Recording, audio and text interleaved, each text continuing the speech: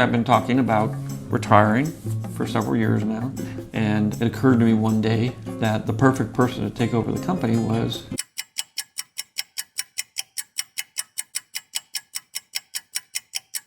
Kathy.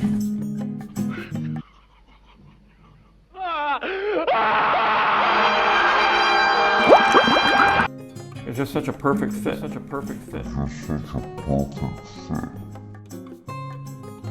We gotta find a way to make this fit into the hole for this. And I felt that I really wanted to put the company somewhere in a larger entity which would protect it. Indeed, I am told that Kennedy lost it, saying in effect that, quote, I will have it my way or I will burn this silly nonsense to the ground. Between the parks and all the things they've got going, it's great that we have a chance probably to expand that. And they had a conversation, they had a meeting, and Kathleen Kennedy, her point of view was there are way more Disney or Star Wars stories ahead of us than behind us. And her agenda led them to cancel a bunch of plans for what could have been an incredible Star Wars land. I always said I wasn't going to do any more, and that's true, I'm not going to do any more. But that doesn't mean I'm unwilling to turn it over to Kathy to do more. I have story treatments of 7, 8, and 9 and a bunch of other movies, and obviously we have hundreds of books and comics and everything you could possibly imagine.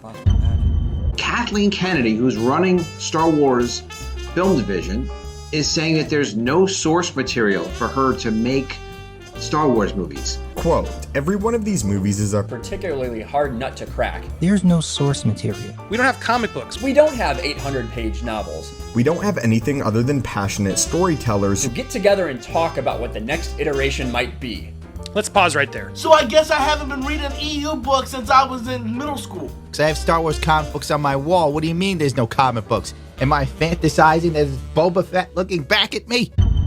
So, you know, I sort of moved that treasure trove of stories and various things to Kathy, and you know, I have complete confidence that she's going to take them and make great movies. We are absolutely going to make Star Wars movies, and we're in the midst of the really fun part of the process, which is we're sitting down with a couple of writers and we're starting to discuss ideas and we're starting to talk about what those stories might be. I will burn this silly nonsense to the ground. I'm doing this so that the films will have a longer life. So more fans and people can enjoy them into the future.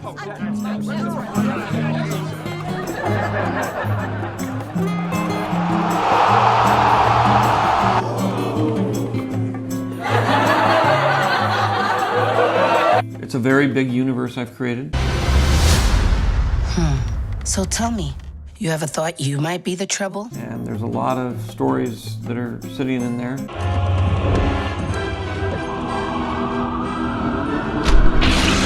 The main thing is to protect these characters. Protect these characters. Protect these characters. Protect these characters. Protect these characters. Make sure that they still continue to live in the way that you created them.